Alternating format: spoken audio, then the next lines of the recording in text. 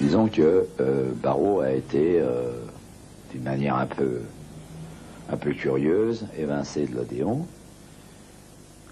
Certains appellent ça recevoir un coup de pied au cul.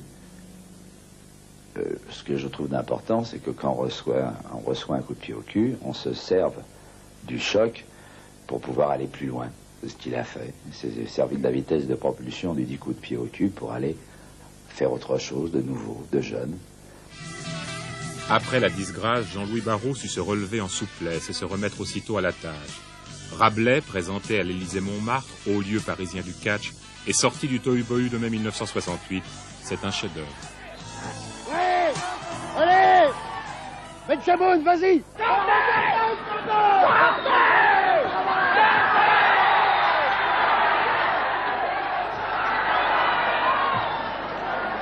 Et puis un jour, j'ai reçu un coup de téléphone d'un monsieur qui se présentait sous le nom de Barrault, en me disant, voilà, monsieur, est-ce que je pourrais vous rencontrer? Ce que j'ai dans les organisateurs de catch que je fréquente, j'ai un nommé Barrault qui a été l'ancien manager de Dautuil.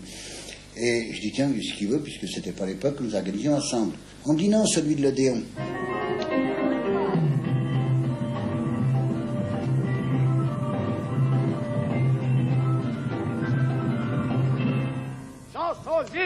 Quand j'ai vu les premières répétitions et sa façon de disposer cette scène qui était tout à fait anachronique par rapport à ce qui se fait normalement, plus de scène à l'italienne, le ring, une petite croix au milieu et les acteurs qui montaient de partout. Il y avait des acteurs dans le milieu du public avec des flashs sous tous les coins. J'ai dit, tiens, là, quelque chose de vraiment nouveau. Il a amené quelque chose de nouveau.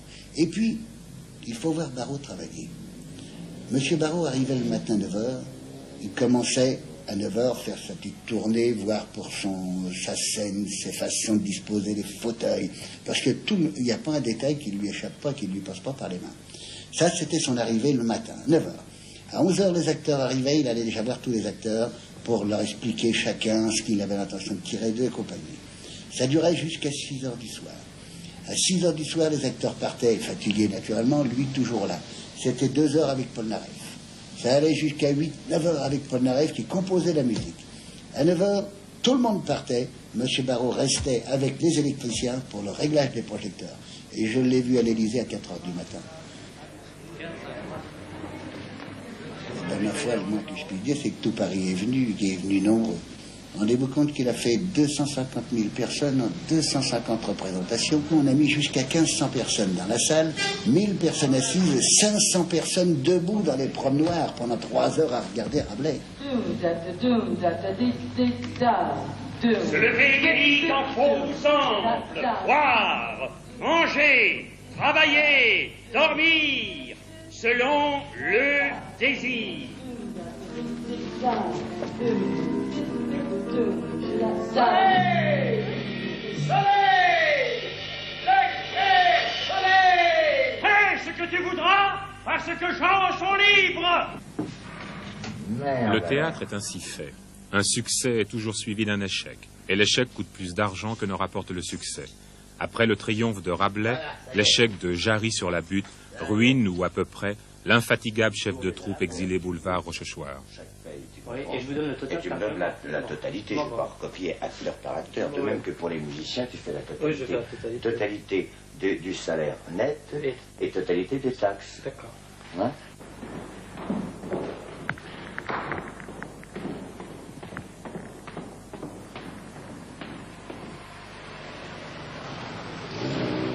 Jean-Louis Barrault a-t-il une vie privée, une maison, un appartement? Oui, bien sûr, ce novateur, ce provocateur parfois, vit dans un beau quartier de Paris, non pas bourgeoisement, mais simplement confortablement.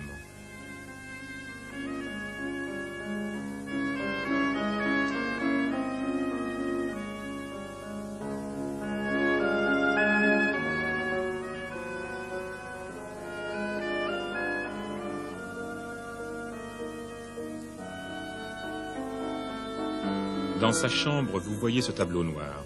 C'est là qu'il tente, en quelques traits de craie, de retenir le temps, de sauver le souvenir des choses et des gens qui ont marqué sa vie. Aide-mémoire pathétique et dérisoire qu'un coup d'éponge effacerait.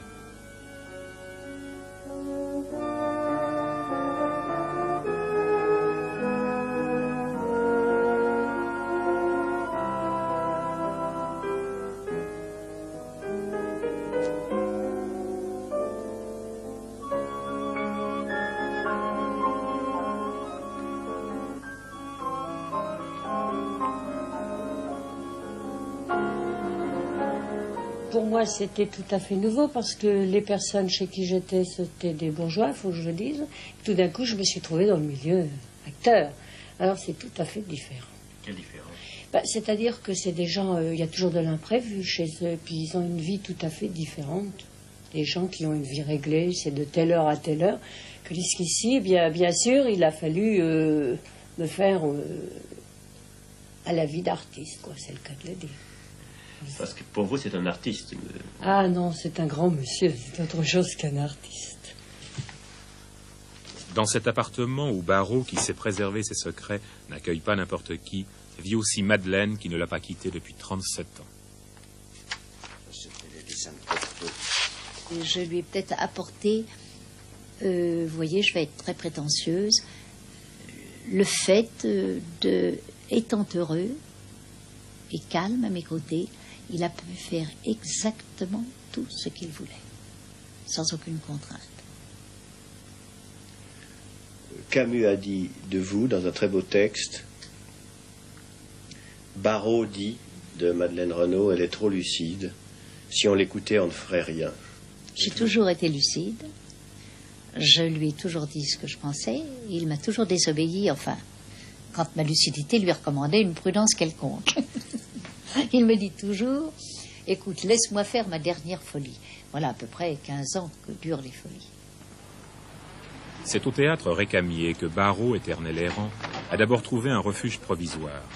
Ancien cinéma, le Récamier est devenu célèbre lorsque la compagnie Barrault-Renaud y a jeté l'ancre. De ce port d'attache fragile, Barrault et ses comédiens partent pour continuer à parcourir la France et l'Europe, animant des festivals, créant des œuvres, inventant des lieux scéniques nouveaux.